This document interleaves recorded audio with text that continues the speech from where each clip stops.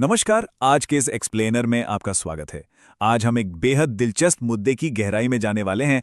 पश्चिम बंगाल में वोटों की गिनती को लेकर जो जबरदस्त कानूनी लड़ाई छिड़ी हुई है, आखिर उसका पूरा सच क्या है, चलिए समझते हैं। कानूनी दांवपेच में जाने से पहले जरा इस बुनियादी सवाल पर गौर करते हैं। जब किसी चुनाव का भविष्य बिल्कुल दांव पर लगा हो तो असल में उन वोटों को गिनने का अधिकार किसके पास है? बिल्कुल यही वो सवाल था जिसने तृणमूल कांग्रेस और चुनाव आयोग के बीच एक बड़ा टकराव खड़ा कर दिया। तो आज हम इस पूरे विवाद को समझेंगे। अदालत में क्या दलीलें दी गईं, सुप्रीम कोर्ट ने क्या कहा, इसके राजनीतिक मायने क्या हैं और सबसे अहम, जमीन पर जनता क्या कह रही है।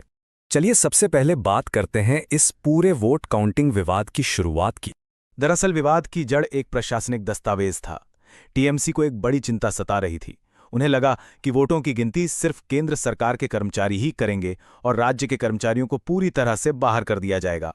लेकिन हकीकत में चुनाव आयोग के नियम कुछ और ही कह रहे थे। उनके मुताबिक गिनती की हर टेबल पर कम से कम एक केंद्रीय या पीएसयू कर्मचारी का होना जरूरी था और उनके साथ बाकी कर्मचारी भी होंगे, यानी साफ तौर पर एक मिला जुला स्टाफ। और ये सब शुरू हुआ 13 अप्रैल को। यही वो दिन था जब चुनाव आयोग ने वो खास सर्कुलर जारी किया जिसने इस पूरी कानूनी बहस और याचिका की नींव रखी। अब सीधे चलते हैं अदालत के अंदर और देखते हैं कि वहां क्या-क्या दलीलें दी गईं। टीएमसी की तरफ से वकील कपिल सिब्बल ने मोर्चा संभाला और उनके तर्क काफी आक्रामक थे। उन्होंने सीधा आरोप लगाया कि चुनाव आयोग मनमानी कर रहा है। उनका कहना था कि अगर आप राज्य के कर्मचारियों को किनारे कर देंगे तो गिनती की प्रक्रिया पूरी तरह से एक तरफा हो जाएगी। इसलिए उन्होंने किसी भी तरह की हेरफेर को रोकने के लिए राज्य के अधिकारियों को सख्ती से शामिल करने की मांग रखी। जाहिर है चुनाव आयोग को भी जवाब देना था। उनके वकील ने इन दावों को पूरी तरह खारिज कर दिया। उनका तर्क बड़ा सीधा था। देखिए, कर्मचारियों की ड्यूटी जो रिटर्निंग ऑफिसर लगाता है वो खुद एक राज्य सरकार का अधिकारी होता है, और जो कर्मचारियों का पूल बनता है उसमें तो पहले से ही राज्य और केंद्र दोनों के कर्मचारी शामिल होते हैं। इसीलिए चुनाव आयोग ने टीएमसी की इन चिंताओं को जमीनी हकीकत से दूर सिर्फ निर्मूल आशंकाएं बता दिया। तो फिर सुप्रीम कोर्ट का अंतिम फैसला क्या रहा, आइए इस पर नजर डालते हैं। दोनों पक्षों को सुनने के बाद सुप्रीम कोर्ट ने प्रशासनिक सीमाओं को ध्यान में रखते हुए एक बड़ा फैसला सुनाया। कोर्ट ने साफ कर दिया कि चुनाव आयोग के पास अपने अधिकारियों को चुनने और ड्यूटी रोस्टर को मैनेज करने का पूरा कानूनी अधिकार है, और कानूनी मिसालें यही कहती हैं कि अदालत इस तरह के प्रशासनिक फैसलों में सीधा दखल नहीं दे सकती।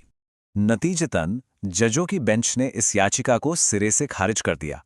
उनका कहना बड़ा साफ था, चुनाव आयोग के सर्कुलर में पहले से राज्य के कर्मचारियों को शामिल करने का नियम मौजूद है। जब नियम पहले से स्पष्ट है तो अदालत की तरफ से किसी नए आदेश की कोई जरूरत ही नहीं है। जाहिर है इस कानूनी फैसले के बाद राजनीति तो गरमानी ही थी।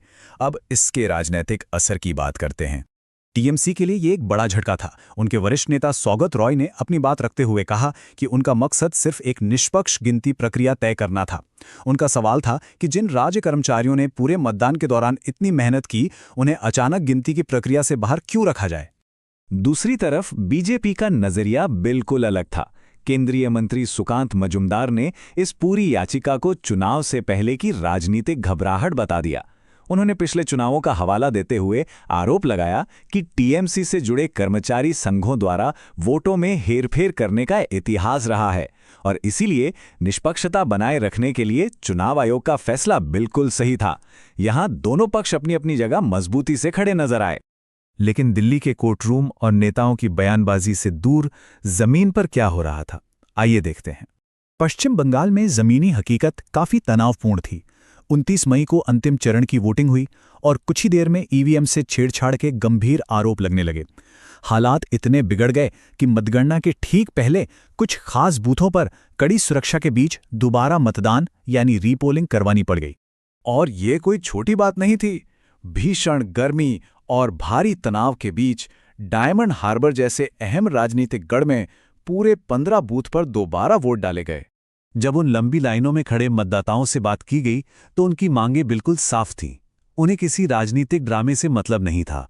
वो बस एक पूरी तरह से निष्पक्ष प्रशासन चाहते थे और एक ऐसी सरकार जो उनके लिए रोजगार पैदा करे। इतनी भारी सुरक्षा और चिलचिलाती धूप के बावजूद उनका बाहर आकर वोट देना शांतिपूर्ण मतदान की उनकी उम्मीद को दिखाता है। इस एक्सप्लेनर को खत्म करते हुए एक बहुत ही अहम सवाल जहन में आता है। वोटों की गिनती कौन करेगा? ये भले ही एक छोटा सा प्रशासनिक नियम लगे, लेकिन असल में यही वो पारदर्शिता है जो पूरे लोकतंत्र में जनता के विश्वास को तय करती है। क्या प्रशासन की ये तटस्थता लोकतंत्र पर आम इंसान के भरोसे को कायम रखने के लिए काफी है? ये एक ऐसा सवाल है जो सिर्फ इन नतीजों तक सीमित नहीं रहेगा, बल्कि आने वाले कई चुनावों में गूंजता रहेगा। आज के लिए बस इतना ही।